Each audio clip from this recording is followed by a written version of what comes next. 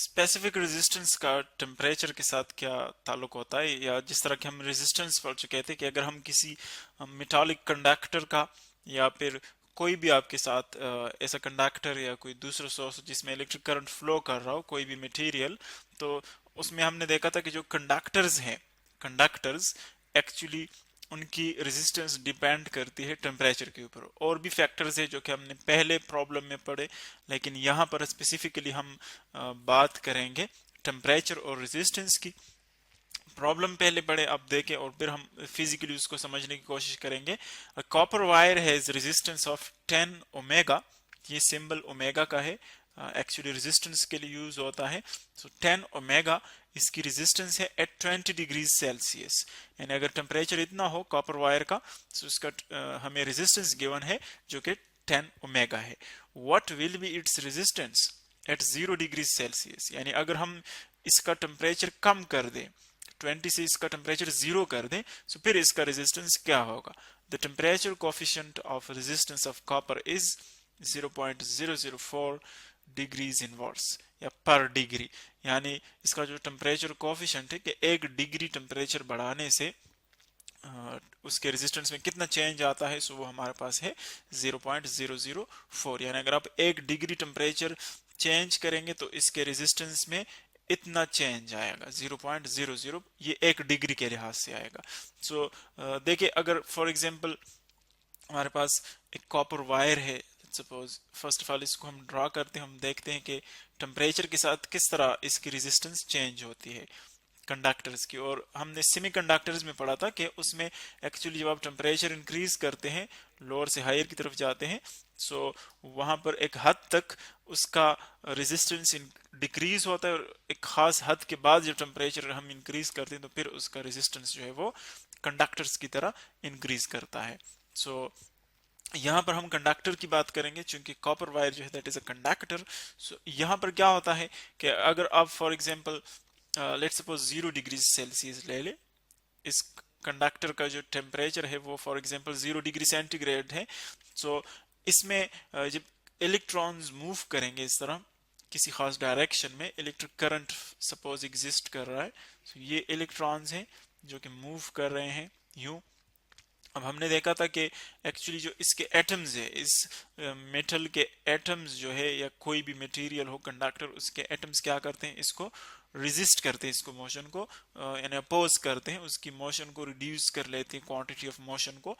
सो अगर आप देखें जब आप टेम्परेचर इंक्रीज करते हैं, तो हमने ये पहले कंसेप्ट टॉपिक में पढ़ा था कि टेम्परेचर इंक्रीज करने से इन एटम्स की, इन पार्टिकल्स की वाइब्रेटरी मोशन इंक्रीज होती है, यानी वो ज्यादा तेज हो जाती है और उसका जो डिस्प्लेसमेंट है वो भी बढ़ जाता है। सपोज एक पार्टिकल है, एक एटम कंसिडर कर ले, वो सपोज इतने डायमेंशंस में वो वाइब्रेशन कर रहा है यूं, यानी ये इसकी वाइब्रेशन है, इतने पॉइंट्स के दरमियान यूं ये मूव कर रहा है। सो अगर हम इसका टेम्परेचर इंक्रीज कर दे, सो इट मींस कि हम इसको एनर्जी ऐड कर रहे हैं, और जब हम इसको एनर्जी ऐड करेंगे तो इसकी जो वाइब्रेटरी मोशन है वो और भी विगोरस बन जाएगी, तेज बन जाएगी, और इसके डायमेंशंस बढ़ेंगे।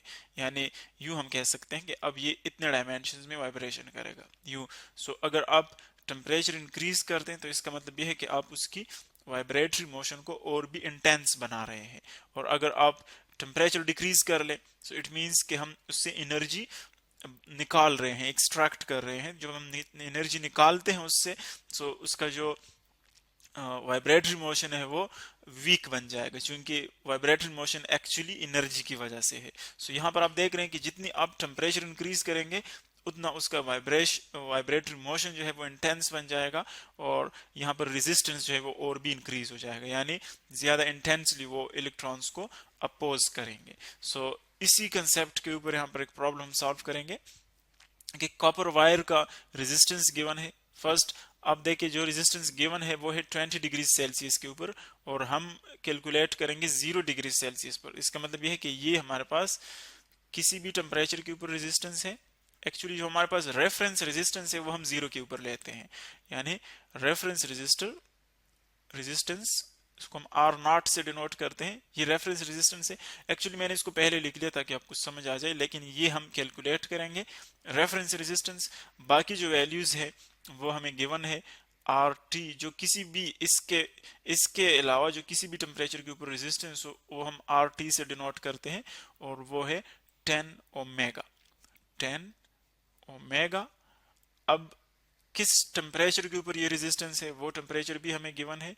एक को आप फाइनल टेम्परेचर कहें, फाइनल टेम्परेचर वो है 20 फाइनल टेम्परेचर, या आप इसको हायर टेम्परेचर भी कह सकते हैं, ज़्यादा इजी हो जाएगा। ये है हायर टेम्परेचर TH जो कि 20 डिग्री सेल्सियस है, और एक हमारे पास है लोअर टेम्परेचर वो है 0 डिग्री सेल्सियस, उसको हम LT से डिनोट करेंगे, और इस टेम्परेचर के ऊपर हम रेजिस्टेंस कैलकुलेट करेंगे कितना रेजिस्टेंस है।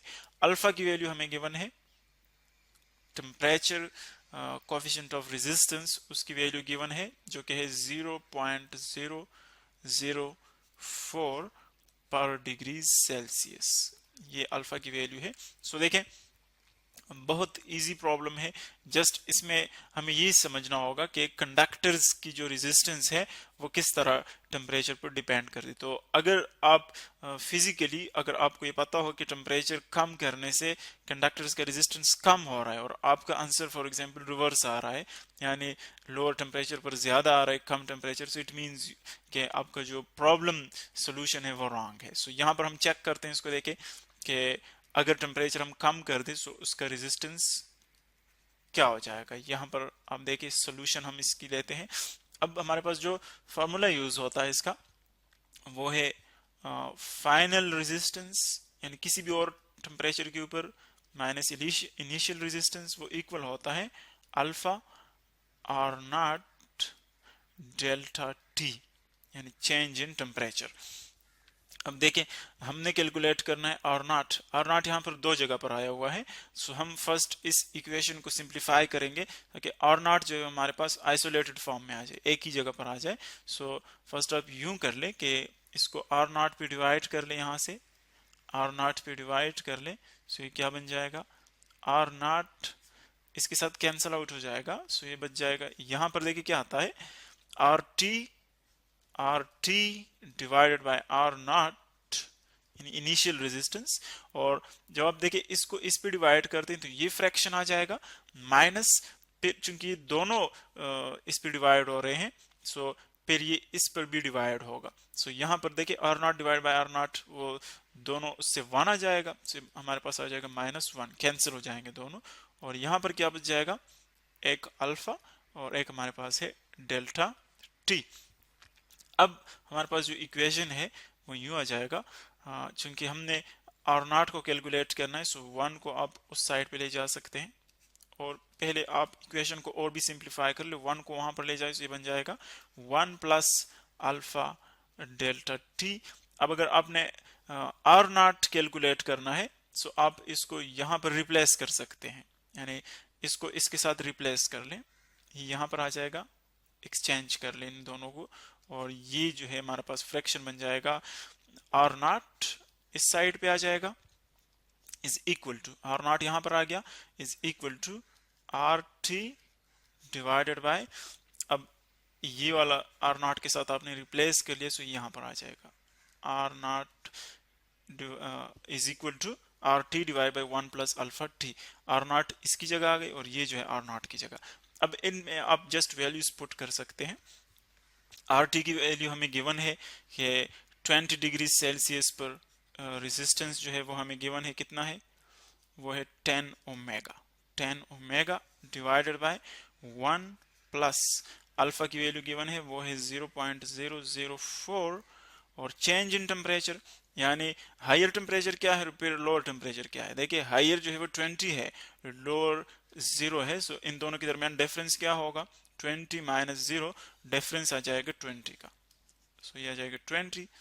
अब देखिए इसको सिंप्लीफाई कर ले आप, ये बन जाएगा R naught is equal to, अगर आप मल्टीप्लाई कर ले 0.004 को 0.004 मल्टीप्लाई बाय 20, इससे ये आ जाएगा +1 +1, सो इससे आ जाएगा 1.08, और 10 को इस पे डिवाइड कर ले, 10 डिवाइडेड बाय 1.1.08, सो इससे क्या आ जाएगा 9.2, यानी आंसर आ जाएगा हमारे पास 9.2 ओमेगा। सो अब देख रहे हैं कि टेम्परेचर अगर हम डिक्रीज कर लें तो उसका जो रेजिस्टेंस है वो क्या हो रहा है, डिक्रीज हो रहा है।